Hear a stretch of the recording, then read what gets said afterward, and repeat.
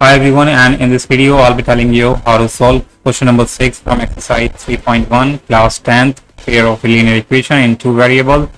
So given the linear equation 2x plus 3y minus 8, write another equation linear equation in two variables such that the geometrical representation of a pair so called or so formed is intersecting lines, parallel lines or coincident line. तो हमें एक equation दे रखी है, दूसरी equation हमें खुद बनानी है और इस तरीके से बनानी है कि पहले में हमारा इंटरसेक्टिंग होनी चाहिए लाइंस. तो एक इक्वेशन इंटरसेक्टिंग लाइंस के लिए, एक इक्वेशन हमारी पैरेलल लाइंस के लिए और एक इक्वेशन कोइंसिडेंट लाइंस के लिए. So let's do it guys. So सबसे पहले हम स्टार्ट करेंगे इंटरसेक्टिंग लाइंस के लिए. तो इसके लिए आपको कंडीशन होनी चाहिए कि इंटरसेक्टिंग लाइंस कब होती है पैरेलल लाइंस में, ये पता होनी चाहिए condition.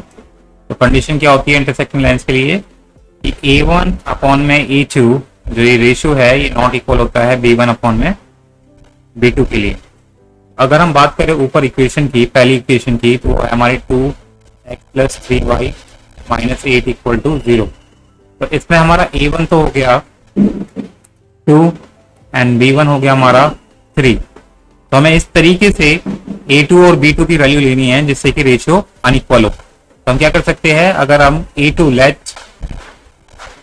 a2 equal to 3 and b2 equal to 2 ले लेते हैं. तो इस तरीके से क्या होगा, जो रेशियो होगा इन दोनों का a1 अपॉन में a2 एंड b1 अपॉन में b2 का, वो अनइक्वल हो जाएगा. आप कोई भी वैल्यू ले सकते हैं, it's up to you completely. So यहाँ क्या हो जाएगा हमारा a1 अपॉन में a2 क्या हो जाएगा हमारा 2 अपॉन में 3 एंड b1 अपॉन में b2 क्या हो जाएगा हमारा 3 अपॉन में 2. अगर हम रेशियो कंपेयर करेंगे तो आप देखेंगे कि a1 अपॉन में a2 नॉट इक्वल है b1 अपॉन में b2 के लिए, और यही हमें चाहिए था, यानी कि हम ये दो वैल्यू ले सकते हैं. ठीक है, तो इक्वेशन क्या हो जाएगी हमारी, हम बोल सकते हैं देयरफॉर अनदर इक्वेशन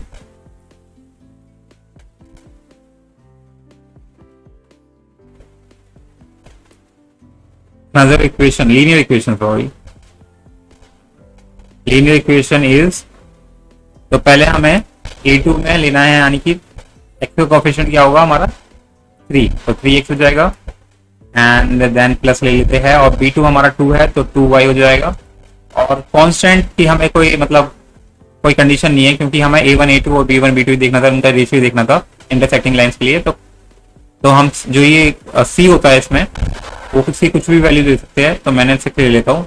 ठीक है, तो आप कुछ भी ले सकते हैं, it's up to you completely. So yeah, this is how guys you can find the another equation for the intersecting lines. अब निकालेंगे हम parallel lines के लिए.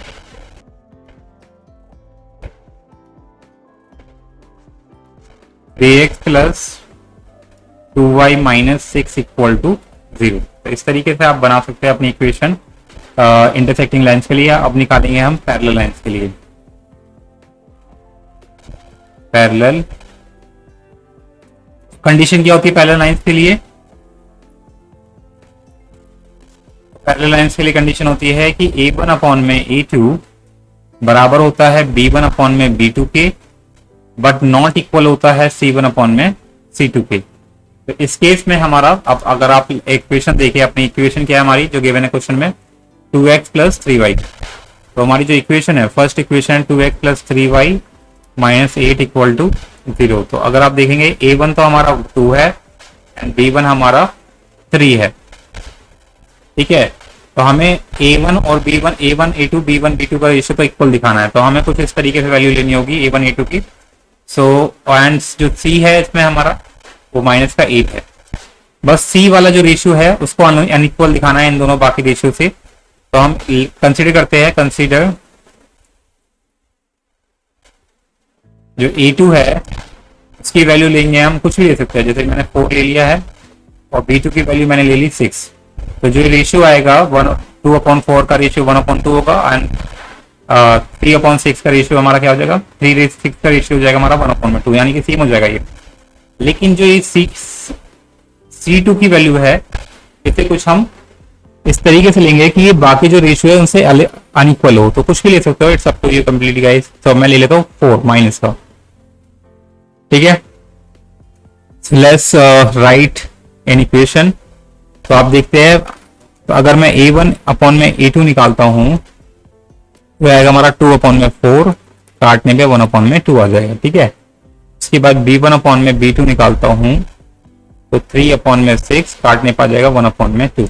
और c1 अपॉन में c2 निकालता हूं तो यह आ जाएगा हमारा माइनस का 8 अपॉन में माइनस का 4, काटने पर आ जाएगा हमारा 2 ओनली। तो यानी कि if you look at it carefully, तो आप देखेंगे कि ये दो रेशियो बराबर है लेकिन c1 अपॉन में c2 के अनइक्वल है। तो यानी कि a1 अपॉन में a2 is equal to b1 upon में b2 but not equal to c1 upon में c2।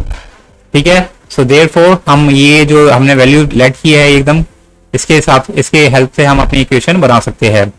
तो हमारी जो इक्वेशन होगी वो क्या होगी, a2 होता है हमारा, a होता है हमारा x का कोफिशिएंट यानी कि 4x हो जाएगा, b होता है हमारा y का कोफिशिएंट यानी कि 6y हो जाएगा, एंड c होता है हमारा कांस्टेंट जो बेसिकली होता है लास्ट में, तो ये हो जाएगा हमारा माइनस का 4 और इक्वल टू 0। तो हमारी जो अनदर इक्वेशन है वो हमारी, इसको आप बोल सकते हैं कि this is our another equation. ठीक है, पूरी स्पेलिंग लिख लेना। So yeah, this is how guys you can find the equation for the parallel lines. Now we will find the equation for the coincident lines. Let's do it.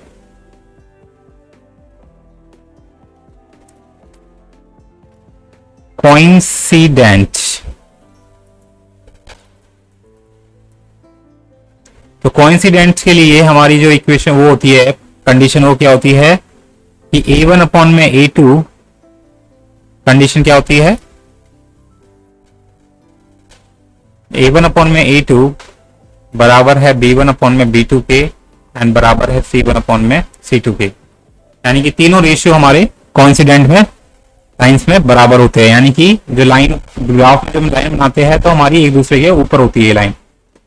ठीक है, और इसमें हमारे इनफाइनाइटली मैनी सॉल्यूशंस होते हैं। तो हमारी जो इक्वेशन है वो क्या है, इक्वेशन क्या है 2x plus 3y minus 8, 2x plus 3y minus 8 equal to 0।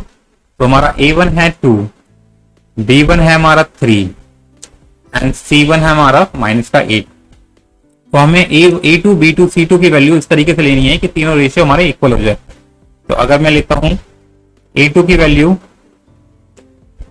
क्या लू मैं a2 की वैल्यू, a2 की वैल्यू लेता हूं मैं 4, b2 की वैल्यू लेता हूं मैं 6 एंड c2 की वैल्यू लेता हूं मैं माइनस का 16। ठीक है, तो अगर हम इसका रेशियो निकालेंगे a1 अपॉन में a2 तो ये आ जाएगा हमारा 2 अपॉन में 4, 1 अपॉन में 2 आ जाएगा काटने पे, डिवाइड होने पे। ऐसे ही b1 अपॉन में b2 लिखूंगा तो ये भी हमारा 3 अपॉन में 6 यानी कि 1 अपॉन में 2 आ जाएगा। अगर मैं c1 अपॉन में c2 लेता हूं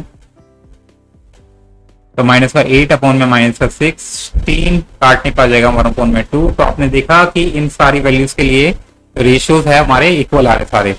हम बोल सकते हैं a1 अपॉन में a2 बराबर है b1 अपॉन में b2 के एंड बराबर है c1 अपॉन में c2 के। तो देयरफॉर जो हमारी अनदर इक्वेशन बनेगी वो क्या बनेगी,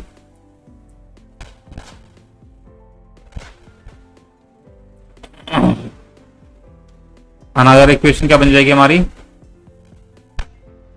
तो देखो तो जो a2 होगा वो हमारा x का कोफिशिएंट है यानी कि 4x प्लस 6y और माइनस का 16 इक्वल टू 0, ये होगी हमारी इक्वेशन। ठीक है, तो this is how guys we can solve the 6th question. Hope you enjoyed it. Subscribe for more video and see in the next video for the 7th question.